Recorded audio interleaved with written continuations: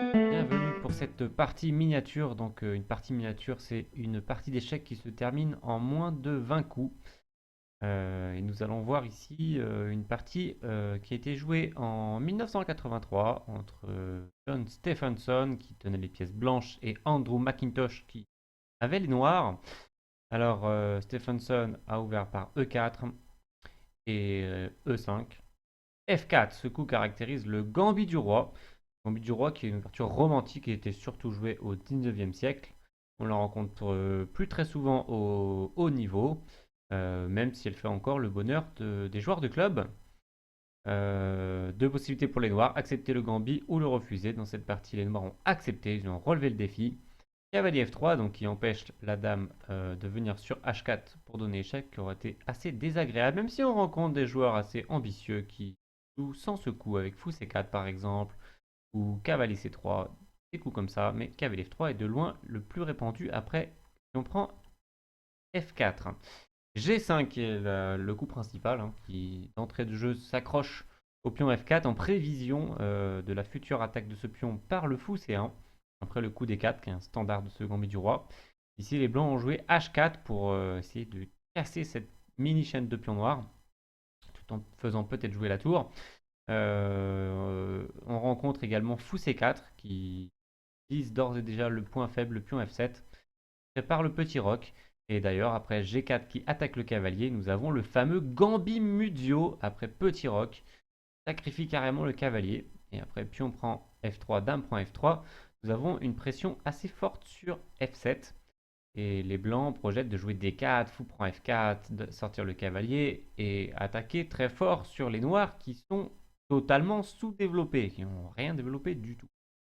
Mais il n'en est rien dans cette partie, il y a eu H4, G4, attaque le cavalier, cavalier E5, cavalier F6.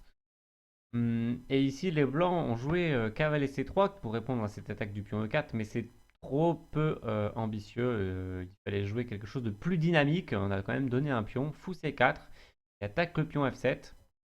C'était indiqué ici. Les noirs avaient répondu pardon, par D5. On prend fou D6 pour essayer de repousser ce cavalier, mais D4, on s'accroche et on a un beau contrôle central ici de la part des blancs. Et on menace fou prend F4. Bon, c'est théorie ici. Dans la partie, il n'y a pas eu ça. Il y a eu cavalier C3 qui est trop mou. Un jeu trop peu ambitieux de la part des blancs. Donc si on joue un gambit, il faut se montrer entreprenant. Ici, les blancs ont joué le gambit du roi, qui est un des gambits les plus dynamiques. Et ils jouent un petit coup défensif ici, cavalier C3. Donc c'est qui va être la source de leurs problèmes. Et d'ailleurs, ici, vous pouvez chercher comment jouer avec les noirs. Allez, à vous de jouer. Vous pouvez mettre la pause sur la vidéo. Alors, il était important ici de profiter de l'occasion en jouant D6 pour repousser ce cavalier agressif. On en profite également pour défendre le pion G4 une deuxième fois contre cette double attaque de la dame et du cavalier. Donc, pas possible pour les blancs de prendre le cavalier et rentrer chez lui. Attaque le pion F4. Cavalier H5 des noirs protège le pion F4 tout en ouvrant également la diagonale D8H4 pour la dame, même si pour l'instant la tour protège. Il y a eu B3, mais ici on voit la position blanche, c'est assez peu engageant. Que faire? Le fou qui aime bien venir sur C4 est bloqué par son propre cavalier. On ne peut pas avancer le pion D2 à cause du cavalier également. Du coup, ils ont joué B3 pour développer le fou en fianchetto. C'est vrai que la diagonale est ouverte. Pourquoi pas essayer de créer des menaces sur cette diagonale. Euh, à vous de jouer, de trouver la réponse des noirs. Vous pouvez mettre la pause.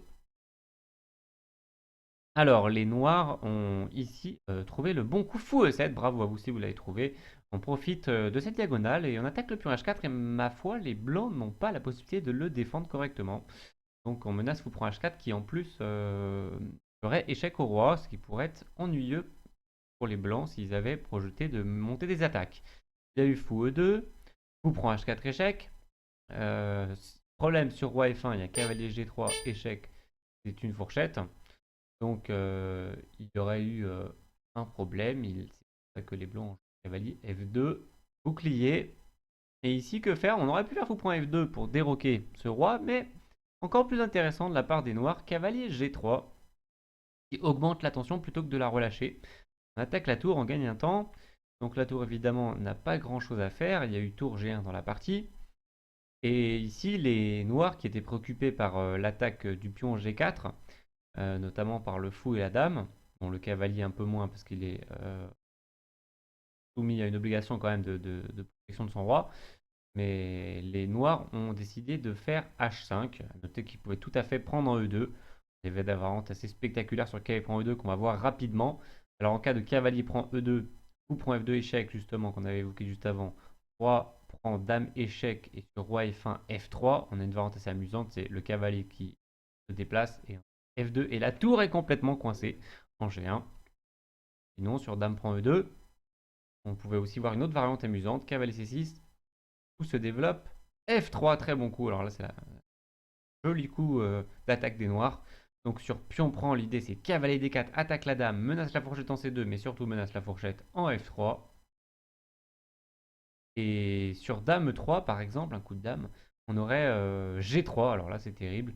On va faire F2 échec. Et sur, par exemple, grand roc, pour essayer de limiter la casse, il y aurait G prend F2, tour quelque part, et F prend G2, et on a deux pions tous les deux à une case de la promotion. C'est assez horrible cette position pour les blancs. Donc dans la partie H5 jouée par les noirs plutôt que de fou cavalier prend E2. D3 de la part des blancs, encore une fois, bon, menace fou prend F4, mais un jeu trop timoré. Il valait mieux jouer D4, essayer de prendre un meilleur contrôle central par la même occasion. Il y a eu D3, et ici un joli coup de la part des noirs. Ils jouent dame F6, ils protègent F4 et ils attaquent le cavalier C3. D'ailleurs, il y a la tour derrière qui n'est pas protégée, donc il est cloué pour l'instant. C'est pour ça que les blancs ont joué fou B2, qui protège le cavalier. Et ici, dame D4 de la part des noirs. Alors on pourrait se dire, qu'est-ce que c'est que ça? Pourquoi la dame vient en plein centre? C'est un peu dangereux pour elle. Mais on va voir la pointe au coup d'après. Alors il y a eu dame D2 dans la partie qui était une erreur assez terrible. Il aurait fallu jouer cavalier A4. Et après dame E3, pousser 1 pour essayer de repousser cette dame intrusive. Dame prend E2, dame prend E2, cavalier prend E2, roi prend E2. Et par exemple tout simplement fou G5 qui protège le pion. C'est attaqué. Eh bien on aurait tout simplement deux pions d'avance avec les noirs. C'est la meilleure suite pour les blancs pour espérer encore continuer un peu cette partie. Car après dame D4, dame D2, vous pouvez mettre la pause sur la vidéo. À vous de jouer. Faites-vous la main. Les noirs jouent et gagnent la partie. Si vous avez trouvé la suite qui mène à un gain forcé par dame prend F2, sacrifice de dame, alors les noirs prennent la dame. Si ils font roi D1, la tour est perdue. Ça aurait été à moindre mal, mais là, roi prend. Et maintenant, cavalier prend E4, échec double. Donc échec à la découverte, échec double. Pas de choix pour le roi, il doit aller en F1. Et nous avons cavalier prend D2, échec et mat. Un joli mat, un mat semi-étouffé finalement, hein, puisque c'est le cavalier qui fait le travail. Et le roi blanc est gêné par 3 de ses pièces. Et le fou complète le travail en prenant les deux cases noires. F2 et E1. Voilà pour cette petite partie miniature de 1983. Et je vous dis à bientôt pour une prochaine vidéo.